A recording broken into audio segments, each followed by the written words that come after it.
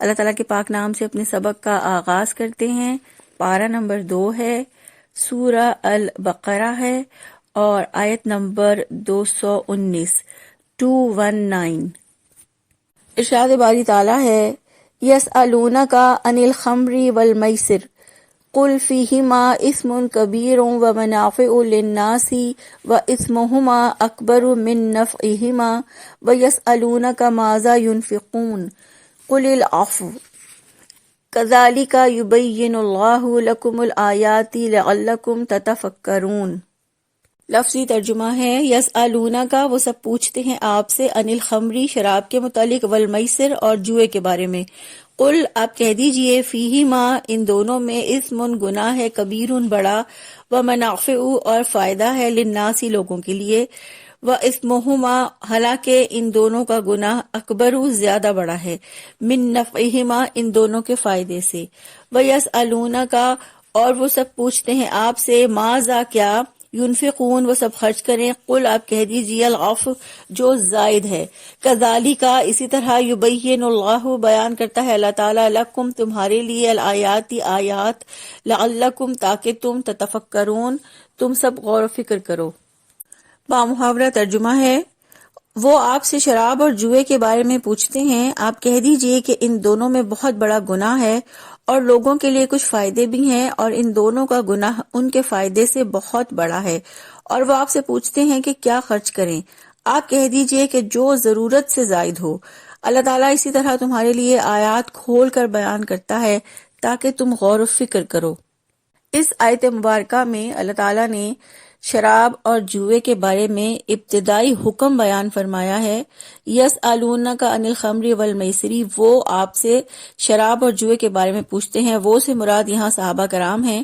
صحابہ کرام نے آپ صلی اللہ علیہ وآلہ وسلم سے شراب اور جوئے کے بارے میں سوال کیا تھا، کیونکہ زمانہ جاہلیت میں اور اسلام کے آغاز میں وہ شراب استعمال کرتے تھے۔ انہوں نے سوال کیا تو اللہ تعالیٰ نے شراب اور جوئے کو حرام کرنے سے پہلے ان کے اندر پائے جانے والے نقصانات، ان کے فوائد اور گناہ کو واضح کر دیا اور ان کے اثرات سے آگاہ کر دیا۔ خمر یعنی کہ شراب سے مراد ہر وہ چیز ہے جو نشہ لائے اور عقل کو ڈھانپ لے۔ اسی طرح میسر یعنی جوا، اس سے مراد ایسا مال ہے جو آسانی سے ہاتھ آئے۔ اللہ تعالیٰ نے فرمایا، قل فیہما اسم کبیر ومنافع للناس، آپ کہہ دیجئے کہ ان دونوں میں بہت بڑا گناہ ہے اور لوگوں کے لیے کچھ فائدے بھی ہیں۔ اللہ تعالیٰ کی بہت بڑی رحمت اور اللہ کی حکمت ہے کہ اللہ تعالیٰ نے ایک دم سے شراب کو حرام نہیں کیا، کیونکہ یہ ایسا معاشرہ تھا جہاں پانی کی جگہ شراب پی جاتی تھی، تو اللہ تعالیٰ نے بتدریج درجہ بدرجہ شراب کی حرمت کا حکم نازل کیا، اور یہ پہلا حکم ہے جہاں اللہ تعالیٰ فرماتے ہیں کہ ان دونوں میں بہت بڑا گناہ ہے اور کچھ فائدے بھی ہیں، مگر اس کا گناہ ان کے فائدے سے زیادہ ہے۔ شراب پینے سے انسان کے نفس، اس کی عقل، اس کے جسم، اس کے مال اور اس کی عزت کو نقصان پہنچتا ہے۔ شراب عقل پر ایسا پردہ ڈالتی ہے کہ ہر برائی مزین ہو جاتی ہے، اور شراب پینے سے وقتی طور پر انسان اپنے آپ سے بھی غافل ہو جاتا ہے۔ اس کے بہت سے معاشرتی نقصانات بھی ہیں، یعنی دشمنیاں پروان چڑھتی ہیں، نفرت، بغض جیسی برائیاں پروان چڑھتی ہیں۔ اسی طرح جوا بھی انسان کی تباہی اور بربادی کا باعث بنتا ہے۔ جوئے کی وجہ سے شیطان انسان کے دل و دماغ پر چھایا رہتا ہے۔ جوئے سے ہاتھ آنے والے مال کی وجہ سے انسان بہت سی برائیوں میں غرق ہو جاتا ہے، اور یوں جوئے کا مال بھی حرام کی نظر ہو جاتا ہے اور جواری بے یاری اور مددگار ہو کے رہ جاتا ہے۔ پھر فرمایا، وَمَنَافِعُ لِلنَّاسِ، اور اس میں لوگوں کے لیے کچھ فائدہ بھی ہے۔ شراب کا بظاہر کیا فائدہ ہے کہ اس سے بدن میں چستی آتی ہے، ذہن میں تیزی آ جاتی ہے۔ اسی طرح جوئے سے بھی آسانی سے انسان کو مال مل جاتا ہے۔ پھر فرمایا، وَإِثْمُهُمَا أَكْبَرُ مِن نَفْعِهِمَا، اور ان دونوں کا گناہ ان کے فائدے سے بہت بڑا ہے۔ اللہ تعالیٰ نے یہ بات ایک حقیقت کو واضح کرنے کے لیے کہی کہ ان دونوں کے نقصانات بڑے ہیں۔ شراب اور جوئے میں بڑا گناہ دین کے اعتبار سے ہے، کیونکہ دونوں ہی انسان کے اخلاق اور کردار کو تباہ کر دیتے ہیں۔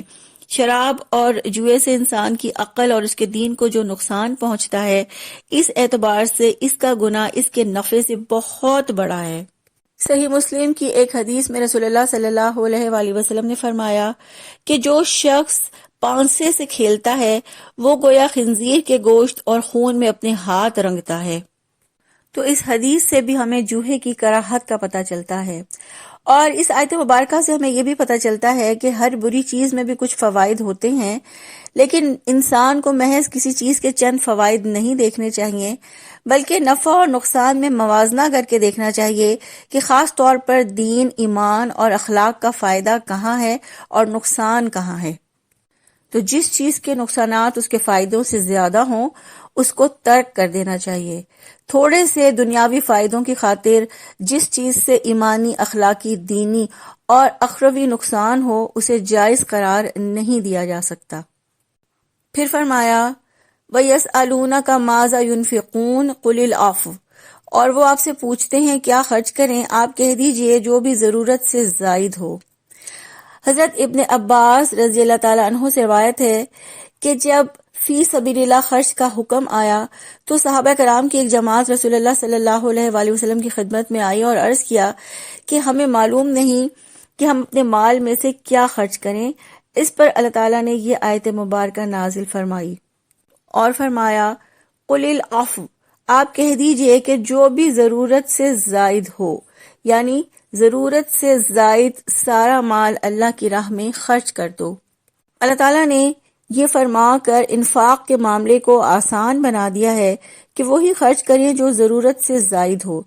اس حکم سے مالدار اور فقیر سبھی کو خرچ کرنے کا موقع مل گیا، خواہ کھجور کا ایک ٹکڑا ہی ہو۔ نبی کریم صلی اللہ علیہ وآلہ وسلم نے فرمایا بہترین صدقہ وہ ہے جو اپنی ضرورت پوری ہونے کے بعد ہو، اور ابتدا اس آدمی سے کرو جس کی کفالت تمہارے ذمے ہو۔ تو اس آیت مبارکہ میں اللہ تعالیٰ نے انفاق کی ترغیب دی ہے، لیکن اعتدال کو قائم رکھا ہے کہ سارا کا سارا مال اللہ کی راہ میں نہ دو، بلکہ جو ضرورت سے زائد ہو وہ دو۔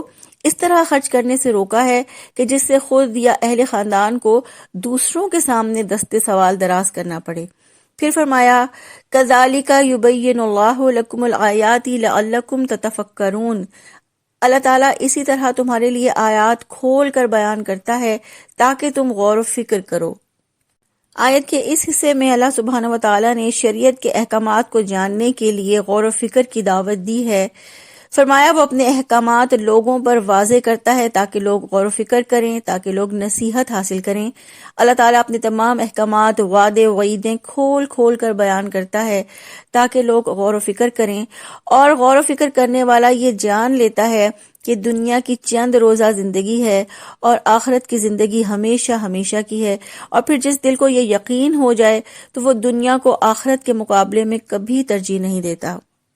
اللہ سبحانہ و تعالیٰ سے یہ دعا ہے کہ اللہ تعالیٰ ہمیں اپنے احکامات پر غور و فکر کرنے، انہیں بہترین طریقے سے سمجھنے کی توفیق عطا فرمائے، اور اللہ تعالیٰ اپنی راہ میں زیادہ سے زیادہ مال خرچ کرنے کی توفیق عطا فرما دیں، آمین۔ سبحانک اللہم و بحمدک، نشہد ان لا الہ الا انت، نستغفرک و نتوب الیک۔ السلام علیکم ورحمۃ اللہ وبرکاتہ۔